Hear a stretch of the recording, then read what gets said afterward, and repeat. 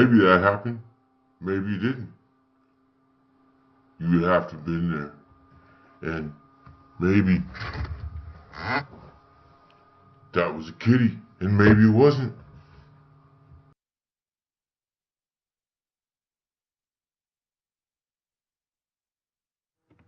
Welcome to Aviation Uploaded. I'm Nezra. It's November 30th, 2017. We start with the quickies. Today in the news, the Air Force said that they are rebuilding 40mm cannon shells for its AC-130U Spooky 2 gunships. Earlier this year, an Israeli F-35 was targeted by Syrian S-200 anti-aircraft site. The Syrian army said that they did damage the F-35. The Israelis said that it was a simple bird strike. United Airlines needs help badly for this holiday season. American Airlines needs help this holiday season. Their pilots are going to make 150% their normal salaries if they choose to work during Christmas. North Korea just launched another Hwasong-14 missile into the Sea of Japan. Pictured as a Hwasong-12. Exteriorly, they are the same, but interior, they're different. Drone manufacturer DJI is under investigation for reportedly sending data about its users back to China through its Mavic Pro foldable drone. DJI is probably most notably known for the Phantom 3. That will conclude the quickies for today. In one of our main stories, we have a partnership between Siemens, Rolls-Royce, and Airbus to produce an electric turbofan engine that's as good as the gas ones without zero emission. They're going to mount it onto a British Aerospace 146 pictured here first, with 3 normal engines and 1 electric power plant to test the engine in flight. Flight Test is another fellow YouTube aviation enthusiast that does very interesting things. I think that Flight Test deserves a lot more credit than what they're getting. You can buy small remote control airplane packages from them, the electronics, everything included, but it's what they're doing on YouTube that's got me interested. Let me show you a little taste of what they do. This RC Beginner Series is brought to you by Horizon Hobby.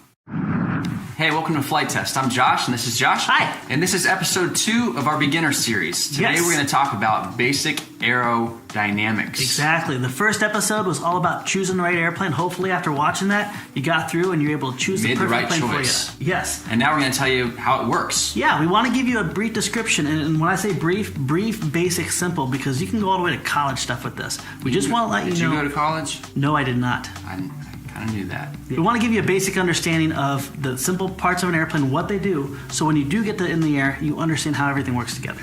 First, let's talk about the plane's body parts. First, you have your fuselage. That's like your plane's torso. That's where all the limbs connect. All the limbs connect.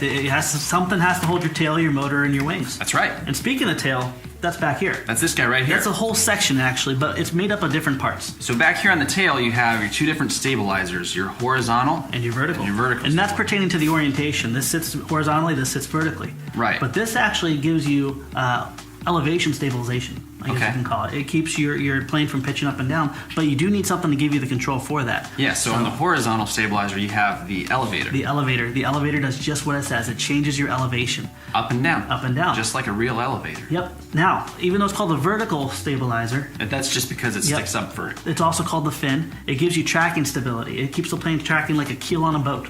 Oh, wow. But we need something to give us yaw control, and that is where the rudder comes in. That's the rudder back here. And that changes your yaw angle.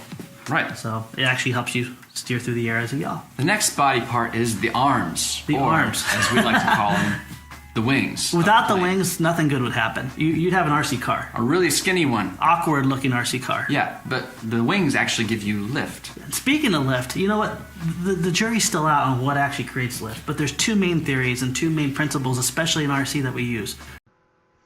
Next up, we have a crazy video that was recorded earlier this year of some skydivers narrowly escaping with their lives. Here's the video.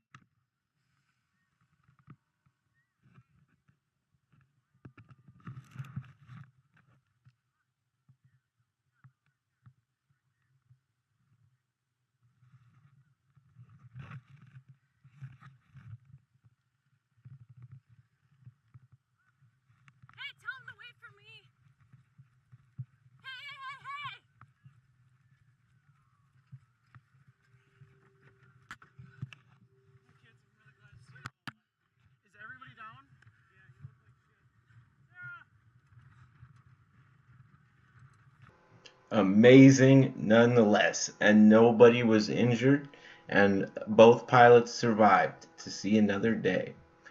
Okay, we're gonna start a three-part series called Red Stealth. I want to show American aviators the power of China in case they weren't checking already. Maybe you just don't know, but the Chinese have just as good machining technologies as the United States in aluminum and titanium. Pictured is the J-20 that we're going to do our report on today, the Russian T-50 or Su-52, and Lockheed Martin F-22A. And I'm going to give you the specs on this J-20 Chengdu, I believe it's called. And I want to show you how evenly matched it is with the F-22.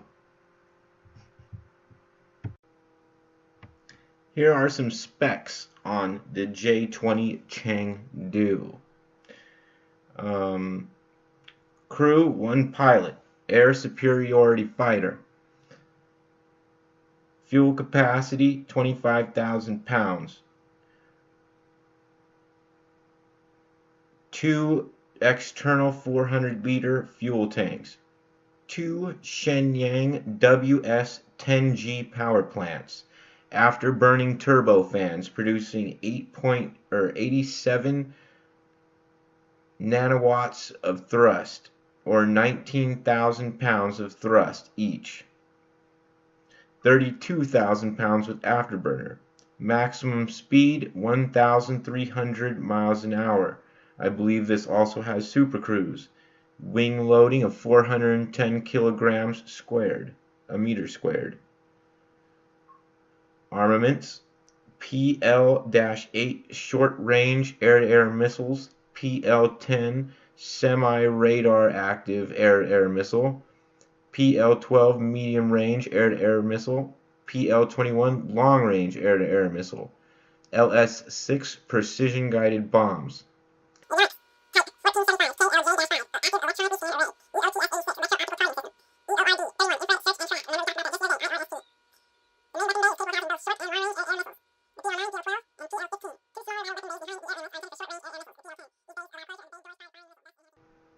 For the end of our show is going to be another quick video that I pulled from the EAA. They're the Experimental Aircraft Association. This is their website. And I'm going to do more on experimental aircraft in the future. Maybe line a couple up and show you the difference between them. But here goes the video. Well, it's an aerobatic airplane that comes in kit form, designed to be built at home with 26 kits by people who have average mechanical aptitude and a lot of love of flying. I think the real passion for me is the design and the development of the product. Aerobatics was a passion for a while, but that faded. And I was more interested in creating something that people would appreciate.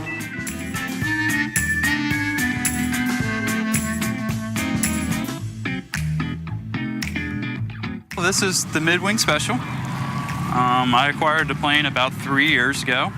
The airplane has a lot of hometown history, primarily from a guy named Ned Surratt. He used to fly air shows. The original builder of the airplane was Jack Poe. How the airplane started out, it was a wrecked Super Cub. For the last 7 years, I've brought a different airplane every time. This airplane and my J3 are the only airplanes of my own that I brought.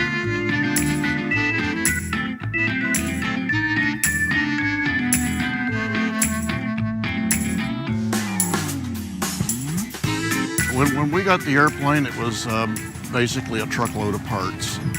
And there were some new components that came with it, but the airplane frame itself was in not great condition.